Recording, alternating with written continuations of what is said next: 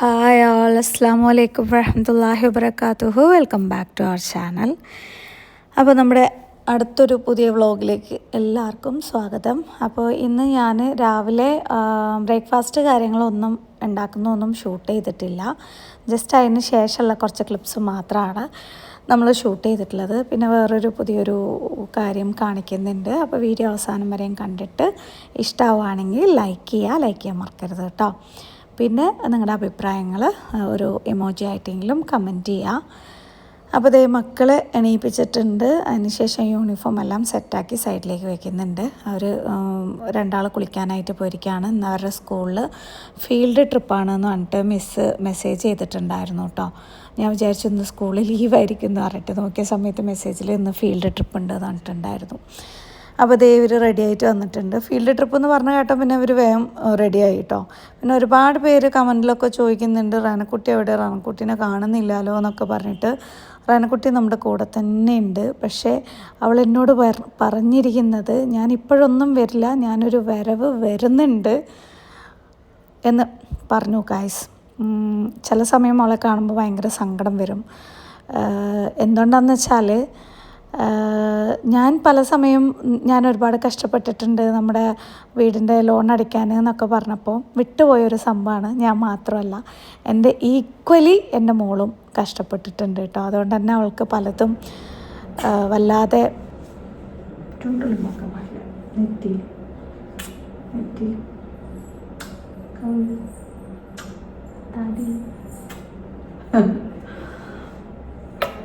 നയിച്ചന് ഇപ്പോൾ മെയിൻ പരിപാടി വെറുതെ വരിക, കെട്ടിപ്പിടിക്കുക, കുറേ ഉമ്മ തരിക അല്ലേ.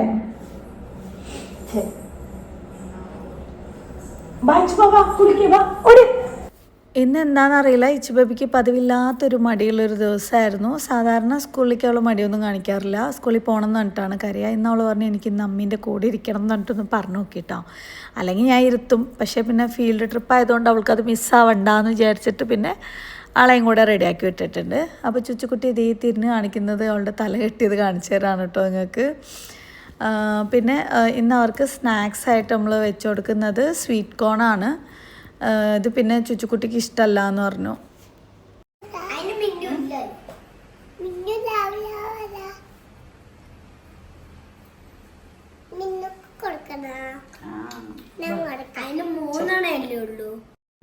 മുമ്പൊക്കെ സ്വീറ്റ് കോണിൽ ഞാൻ എന്തെങ്കിലുമൊക്കെ റെസിപ്പി ക്രീമി ആയിട്ടുള്ള സംഭവങ്ങളൊക്കെ ഉണ്ടാക്കാറുണ്ട്. അത് കുട്ടികൾക്ക് കഴിക്കാൻ ഭയങ്കര ഇഷ്ടമാണ് കേട്ടോ. ഇപ്പോൾ പിന്നെ ഇതുപോലെ കൊടുക്കുന്നതുകൊണ്ട് അവൾക്ക് അത് വേണ്ട, വേറെ എന്തെങ്കിലും വെക്കുമോ അമ്മയെന്ന് പറഞ്ഞിട്ട് ചോദിക്കുന്നുണ്ടായിരുന്നു. അപ്പോൾ പിന്നെ ഏതായാലും അവൾക്ക് ഇത് ബദാമും കൂടെ വെച്ച് കൊടുക്കാമെന്ന് വിചാരിച്ചു. പിന്നെ സാധനങ്ങളൊക്കെ കുറേ കഴിഞ്ഞുകൊണ്ട് തന്നെ സൂപ്പർ മാർക്കറ്റിൽ പോയിട്ടാണ് കേട്ടോ ഞാൻ സാധനങ്ങളൊക്കെ ഒന്നിച്ച് വാങ്ങുന്നത്.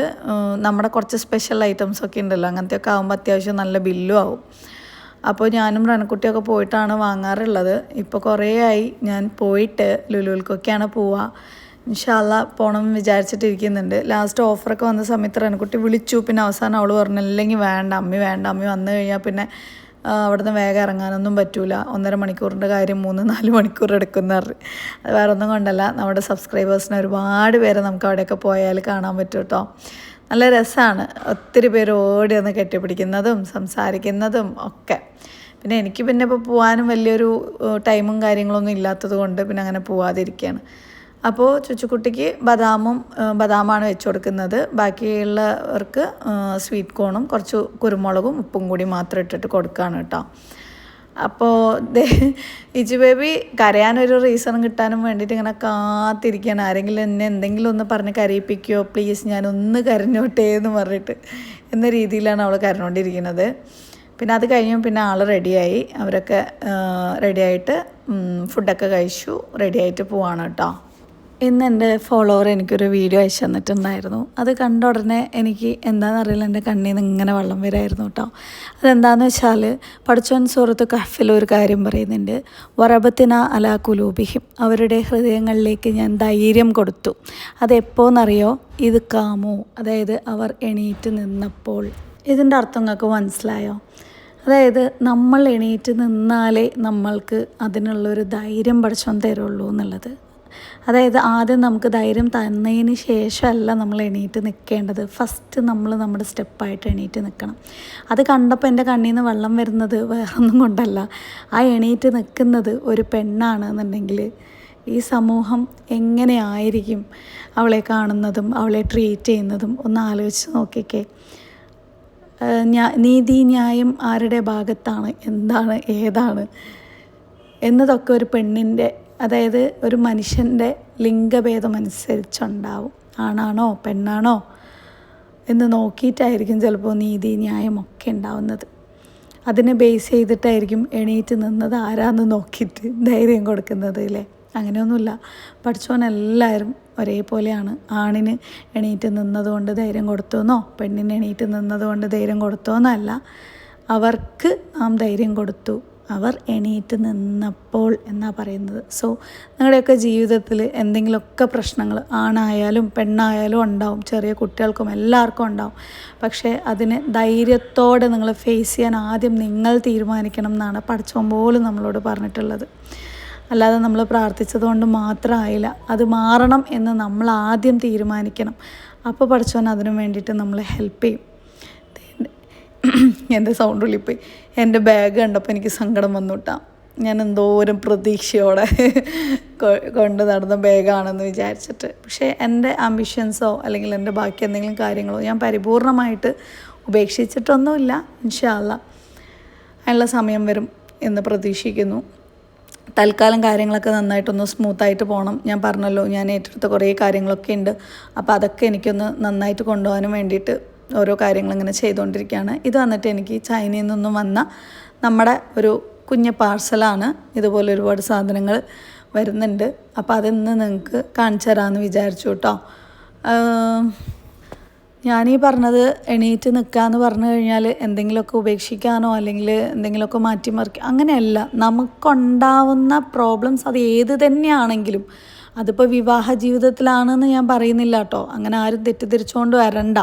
ഞാൻ പിന്നെയും എന്തുകൊണ്ട് കൂടുതൽ പെൺകുട്ടികളുടെ കാര്യം പറയണമെന്ന് വെച്ചാൽ, ഞാൻ പെണ്ണാണ്, അപ്പോൾ എനിക്ക് അവരെ റിലേറ്റ് ചെയ്യാൻ പറ്റും. അങ്ങനെയുള്ള ആൾക്കാരെ നമുക്ക് ഒരു മനസ്സുണ്ടെങ്കിലും ഒരു ചേർത്ത് നിർത്തൽ നമ്മളെ കൊണ്ട് പറ്റാന്ന് പറഞ്ഞാൽ വലിയ കാര്യമല്ലേ. ഒരാൾ ജീവിതം ഇല്ലാതാക്കി മരണത്തിലേക്ക് പോകുന്നതും അല്ല, ഇതിലേതാ നല്ലത്? അവർ ജീവിക്കുന്നതാണോ മരിക്കുന്നതാണോ? അപ്പോൾ എന്നെ സംബന്ധിച്ചിടത്തോളം ഞാൻ പറയും അവർ ജീവിക്കട്ടെ, മരിക്കാൻ വിട്ടുകൊടുക്കരുത് എന്ന്. അതിനു വേണ്ടിയിട്ടാണ് ഞാൻ ഓരോ കാര്യങ്ങളും പറയുന്നത്. അല്ലാതെ ആരെയും തെറ്റിദ്ധരിപ്പിക്കാനോ അല്ലെങ്കിൽ ആരെയും ജീവിതമൊക്കെ കുളം തോട്ടാനോ ഒന്നും വേണ്ടിയിട്ടല്ല. എൻ്റെ ഒരുപാട് പേര് സംസാരിക്കുന്ന ഒരാളായത് കൊണ്ട് തന്നെ ഒരുപാട് ജീവിതങ്ങൾ ഞാൻ കാണുന്നുണ്ട്. അപ്പോൾ അതൊക്കെ വെച്ചിട്ട് അവരെന്നോട് റിക്വസ്റ്റ് ചെയ്യുന്നുണ്ട്, ഇത്താൻ്റെ വീഡിയോ മോട്ടിവേഷൻ ആവുന്നുണ്ട്, അതുകൊണ്ട് ഞങ്ങൾക്ക് അങ്ങനത്തെ കാര്യങ്ങൾ എന്തെങ്കിലുമൊക്കെ പറഞ്ഞു കഴിഞ്ഞാൽ ചിലപ്പോൾ ഞങ്ങൾ തകർന്നിരിക്കുന്ന സമയത്ത് നമുക്ക് ഹെൽപ്പ് ചെയ്യുന്നുണ്ട് എന്ന് പറഞ്ഞിട്ട്. ഞാനിപ്പോഴും പറയുന്നു, എല്ലാ സുഖ സൗകര്യങ്ങളോടും കൂടി ഇരിക്കുന്ന ആൾക്കാർക്ക് പല സംഭവങ്ങളും കേൾക്കുമ്പോൾ ഇവളെന്തെങ്ങനെ പറയുന്നതെന്ന് തോന്നും. പക്ഷേ അതുപോലെ അനുഭവിക്കുന്നവർക്ക് വേണ്ടിയിട്ട് പറയുന്ന കാര്യങ്ങളാണ് കേട്ടോ. സന്തോഷത്തോടെ സമാധാനത്തോടെ ഇരിക്കുന്നവർ അങ്ങനെ തന്നെ ഇരിക്കട്ടെ, അവർക്കെന്നും അത് നിലനിൽക്കട്ടെ. അല്ലാത്തവർക്ക് ജീവിക്കാനുള്ള എന്തെങ്കിലും ഒരു ഹോപ്പ് നമ്മുടെ ഇന്ന് കിട്ടുകയാണെങ്കിലോ. പിന്നെ ഞാൻ ഈ കോള് സംസാരിക്കുന്നത് വേറൊരു ജീവിതം ഒരാൾക്ക് കൈവിട്ടു പോയി എന്നിടത്ത് നിന്ന് തിരിച്ച് കിട്ടിയ ഒരു സന്തോഷമുള്ളൊരു കാര്യത്തിൻ്റെ അപ്ഡേഷൻ അറിയാനും വേണ്ടിയിട്ടാണ്.